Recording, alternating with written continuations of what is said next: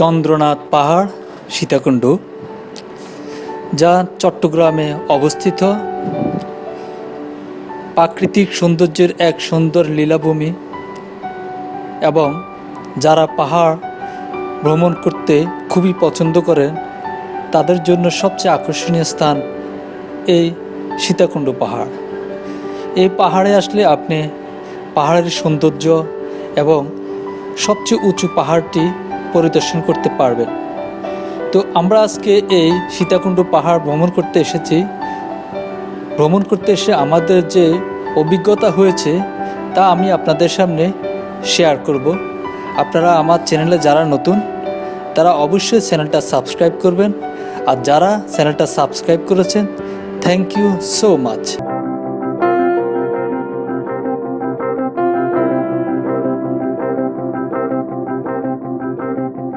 সীতাকুণ্ড যাওয়ার জন্য Sayedabad bus terminal থেকে অনেক বাস আছে যেগুলো চট্টগ্রামে যায়।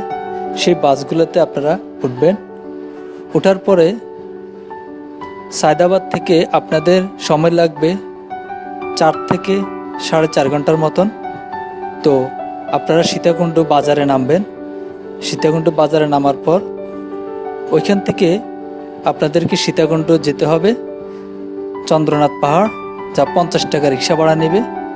তারপরে এখানে আসার পর এই ধরনের লাঠিগুলা বিক্রি করা হয়, জন প্রতি 30 টাকা লাঠি। তো আপনারা চাইলে এই লাঠিগুলা আবার ফেরত দিয়ে 20 টাকা রিটার্নও নিতে পারেন। আমরা এখন আস্তে আস্তে রওনা দিচ্ছি সীতাকুণ্ড যে রামচন্দ্র মন্দিরের ওইদিকে। তো আমরা আজকে ভ্রমণে 3 জন এসেছি।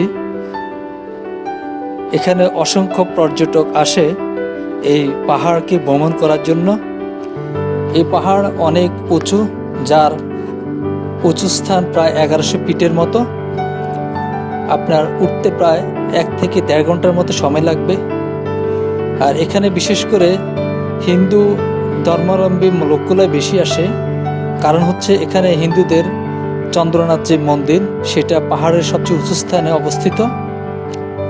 এটা হচ্ছে বাংলাদেশ মুক্তিযোদ্ধার ভাস্কর্য, যা চন্দ্রনাথ পাহাড়ে ওঠার পাশেই পড়ে।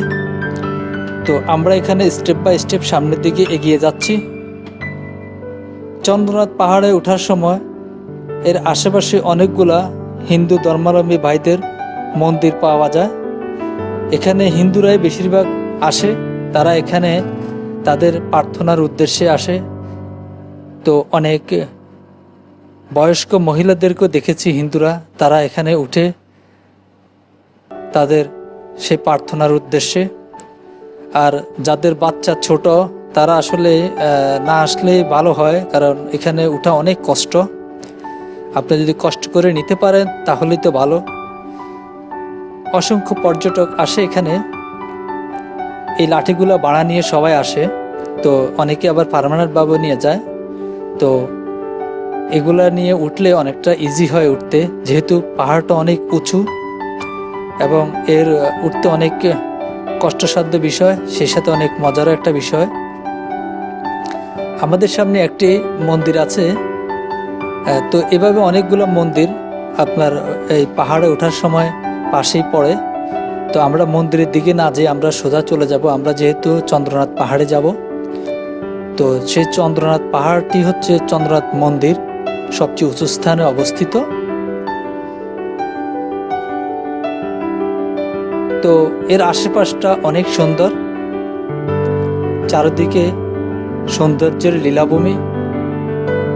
আপনি এই পাহাড় ভ্রমণ করলে বুঝতে পারবেন এর সৌন্দর্য কত ভয়াবহতা।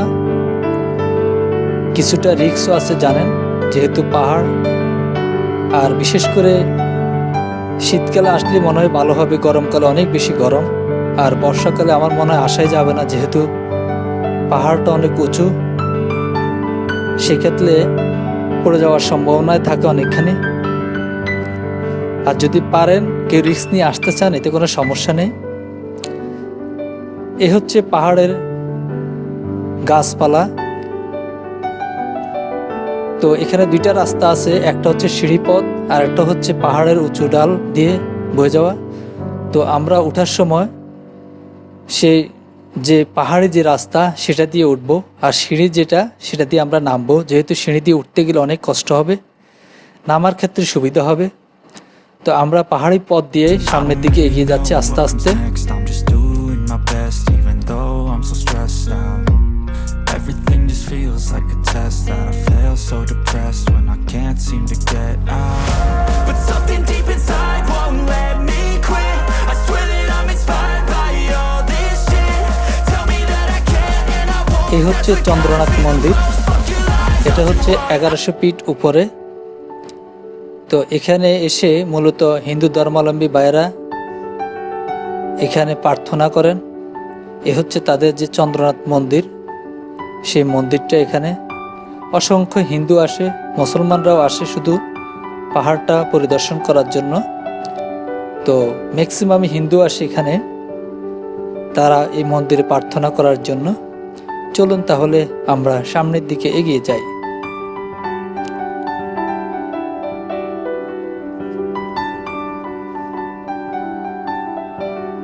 পাহাড় থেকে আস্তে আস্তে আমাদেরকে নামতে হবে। নামার রাস্তাটাও অনেক রিস্কি, অনেক ধৈর্য সহকারে আস্তে আস্তে নামতে হবে। আপনাদেরকে লাঠিটা সাহায্য করবে। লাঠি ছাড়া উঠলে অনেক কষ্ট হয়, ব্যালেন্স রাখা যায় না অনেক ক্ষেত্রে। তো আমরাও আস্তে আস্তে নামতেছি চন্দ্রনাথ পাহাড় থেকে।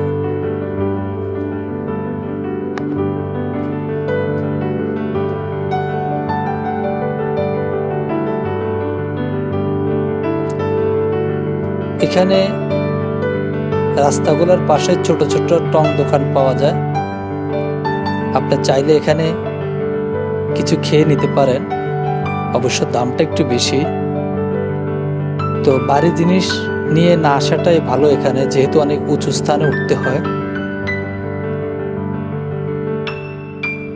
এ হচ্ছে সেই সৌন্দর্যের লীলাভূমি চন্দ্রনাথ পাহাড়, যা পাহাড় প্রেমীদের জন্য খুবই সুন্দর স্থান। অনেক মজাদার একটি ভ্রমণ এই চন্দ্রনাথ পাহাড়। I don't really know what comes next. I'm just doing my best even though I'm so stressed out. Everything just feels like a test that I fail so রাস্তার আশেপাশে গাছপালার মধ্যে অনেক বাঁদর দেখা যায়। পাহাড়ের যে পশু সেগুলো দেখা যায় কিছু কিছু। তো আজকের ভিডিওটি আপনাদের জন্য তৈরি করেছি। যারা এখানে ভ্রমণে আসবেন অবশ্যই সময় নিয়ে আসবেন। তো ভালো থাকবেন সবাই, সুস্থ থাকবেন, আর আমাদের চ্যানেলের সাথেই থাকবেন। আল্লাহ হাফেজ। I don't really know what comes next. I'm just doing my best even though I'm so stressed out. Everything just feels like a test that I fail so depressed when I can't seem to